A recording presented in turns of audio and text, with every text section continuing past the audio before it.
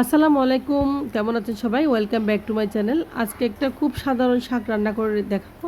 আজকে শাকটা হচ্ছে কলমি শাক। খেতে খুবই মজা, বিশেষ করে ভাতের সাথে, গরম ভাতের সাথে একদম এই শাকটা শুকনা মরিচের সাথে এতই ভালো লাগে তা বলার বাইরে।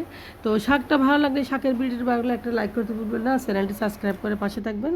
তো দেখতে পাচ্ছেন এখানে আমি শাক নিয়েছি, কলমি শাক আমি বাজার থেকে কিনে এনেছি।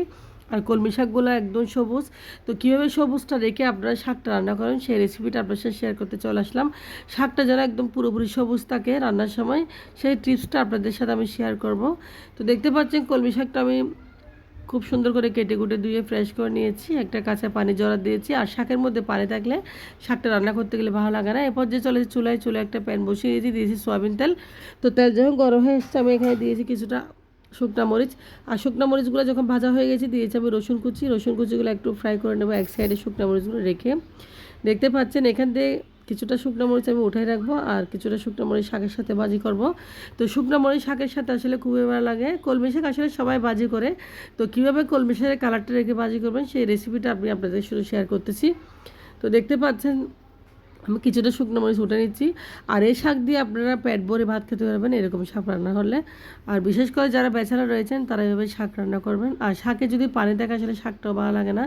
আমি আজকে শাকটা একদম বুনা বুনা ফ্রাই করে রান্না করে দেখাবো। এরপর যদি ইচ্ছা আমি দেখতে পাচ্ছেন 1 টেবিল চামচ হলুদ আর লবণ। তো হলুদ দিছে আসলে মূলত হলুদ দিলে শাকের কালারটা চেঞ্জ হবে না, শাকের কালারটা সবুজে থেকে যাবে, এই জন্য হলুদটা ব্যবহার করেছি। তো আপনাদের মধ্যে এটাই হচ্ছে টিপস আজকে রান্নাতে। তো দেখতে পাচ্ছেন আমি কষিয়ে নিচ্ছি হলুদ আর রসুন। এরপর দিয়ে দিচ্ছি শাকটা, উপর থেকে আমি দিয়ে দিচ্ছি। তো শাকটা রান্না করতে প্রায় আমার 10টা মিনিট সময় লাগবে, বেশি লাগবে না। শাক রান্না করতে একদম সহজ। তো এরপর যে আমি নেড়ে ছেড়ে একটু ভালোভাবে ঢাকনা দিয়ে দিয়েছি। তো শাকটা 5 মিনিট রান্না করব। দেখতে পাচ্ছেন ঢাকনা খোলার পর আপনাদের শাকের কী অবস্থা। শাকটা প্রায় রান্না হয়ে গেছে, খুব সুন্দর একটা কালার আসছে, শাকের কালার চেঞ্জ হয় না আর শাকের কালারটা সবুজ রয়ে গেছে। শাকটাও ভাজা ভাজা প্রায় ভুনা ভুনা হয়ে গেছে। শাক এভাবে ভুনা ভুনা রান্না করলে আসলে খেতে খুবই মজা লাগে। তো পানি থাকলে শাকে আসলে শাকটা খুব বেশি ভালো লাগে না।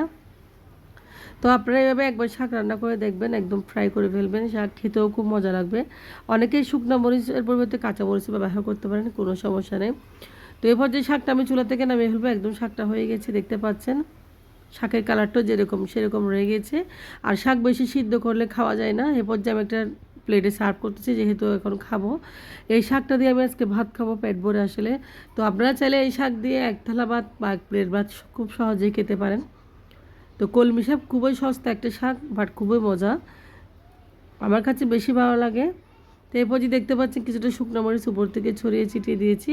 এখন আমি ভাত খাবো শাক দিয়ে, আসলে খুবই মজা। তো কলমি শাক আমার কাছে খুব ফেভারিট, কারণ কলমি শাক আসলে রান্না করতেও খুব কম সময় লাগে, ঝামেলাবিহীন শাক।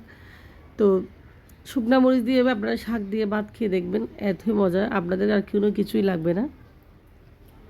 তো সাদা ভাতের সাথে শুকনা মরিচ মেখে মেখে আমি ভাতটুকু খাচ্ছি, আমার বেশি ভালো লাগতেছে আসলে। তো যাদের মুখের রুচি নেই তাদেরও ভালো লাগবে। আল্লাহ হাফেজ, আসসালামু আলাইকুম।